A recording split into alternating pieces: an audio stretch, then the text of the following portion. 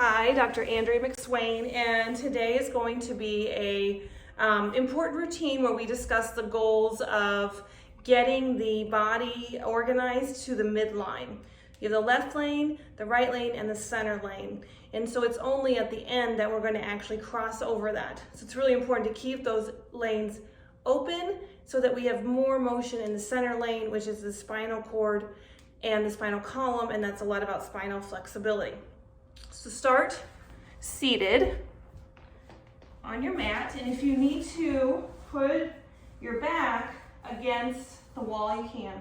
Make sure you roll your inner thigh, big muscle, down so that your glutes can come back, and shift to the other side, roll that back. Now, keeping your knees bent so that you don't fire the hamstrings right now, and your feet can be on the bottom part here with your heels not jamming down, but actually elongating. Okay, from here, what we want to think about is walking up your sternum, where the ribs are, and the sternum, coming up to the space just below your collarbone, and then rotating your arms. So your forearm is kind of rolling over the upper part of the upper arm. And you kind of get to a place of ease here. Take 3 breaths.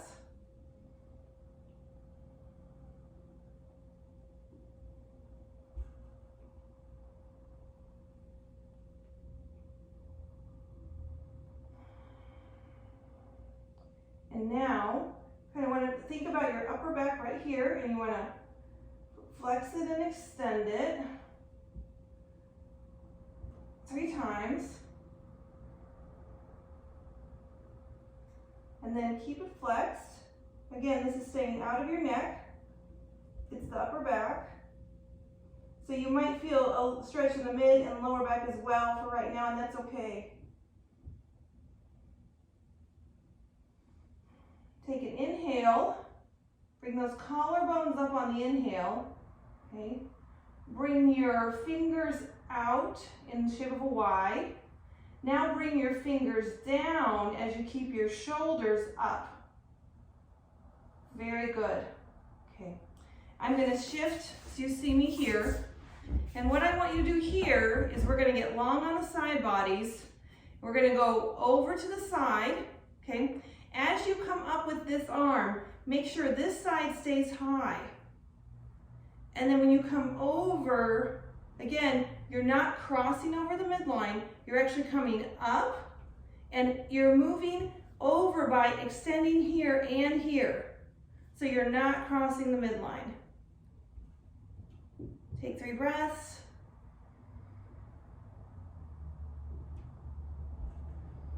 Great. When you're ready, come back up to neutral here. Again, bring your fingers down, keep your shoulders up. And now I want you to think about coming forward, but you're actually coming forward and everything being straight. Hands can be on the front of your thighs, or they can be up higher.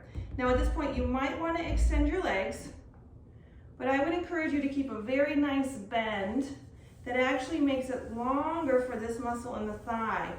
Okay?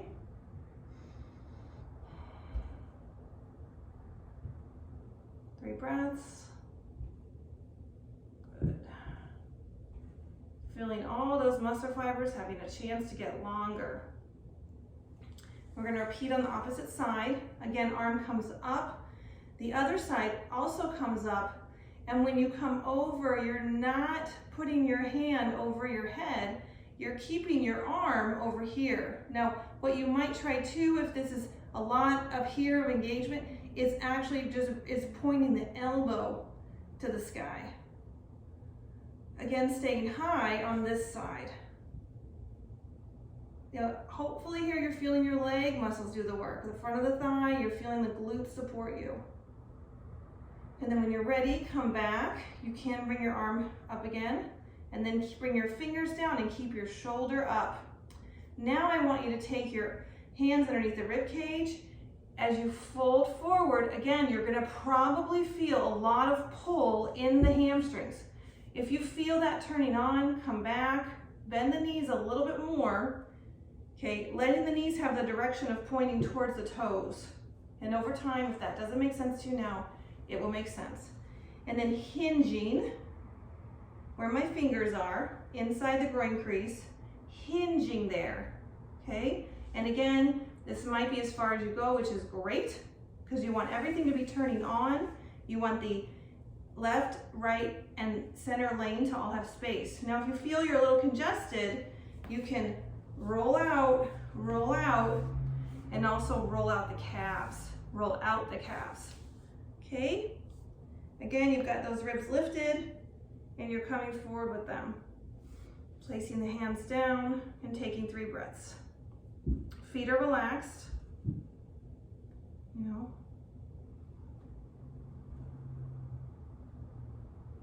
All right. Come up, reestablish again your midline. That's very important. Now we're going to roll over to hands and knees.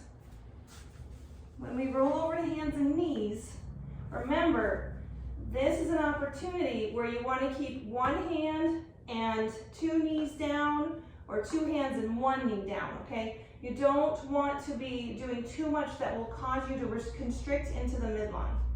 So on a breath, bring your chest very forward, inhale. Now this is, when you inhale, you're feeling some arching here, and that's wonderful in your lumbar spine.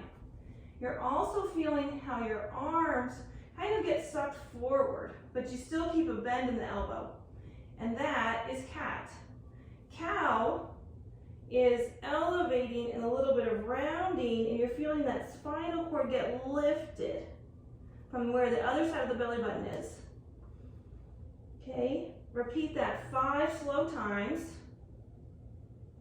all the while feeling opening, preferably right around here, around the tailbone. And again, making sure that you're not putting your arm across the midline at this time.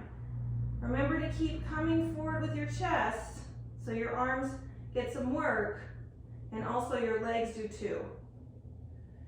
Cat-cow, a few more times. Then when you're ready, bring your left arm up, okay? Count to 3.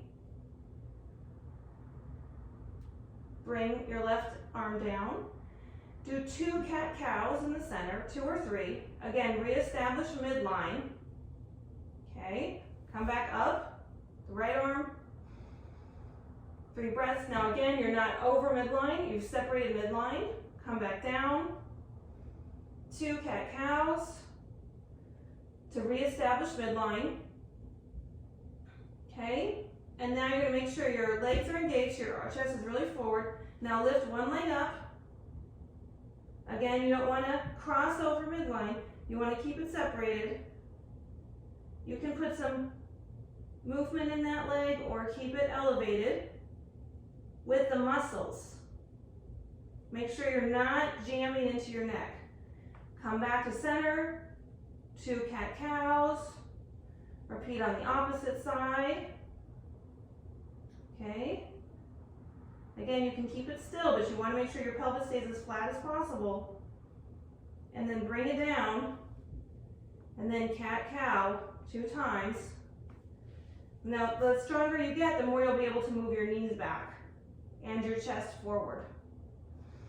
All right, so now we want to come into what is called a camel pose, but basically make this flat. Calves are rolled out, okay? You can sit down at first if you can, just to get a sense of that. Then you can come up, make sure this is straight, okay? And then if you can rest your hands on the top of the glutes. And you want to appreciate the power that's in those. And a lot of times you'll push it down, but for today, I want you to think about bringing that muscle up. And you might feel very tight banding right here. That's okay. You're not doing anything that's going to cause you an injury. You're just feeling some of those muscles and their achiness. And also kind of how they trap the sacrum. All right, very good. Take a few breaths there. Again, we're staying in the midline.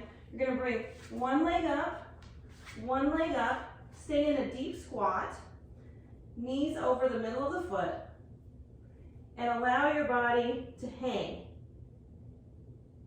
Now, if you just need to be here, that's fine. If you need to do this, that's fine. If you can, lift your chest off the thigh. All right. A few breaths there, and then I want you to widen your stance with the heels pointing a little bit out. Roll those calves wide, and if you can, come into a squat. Now you're very much going to feel the left, the center, and the right leg. When you're ready, come down. Now this can put you in a position called Navasana. You can tilt back on your space behind your heels. Okay, roll those calves out.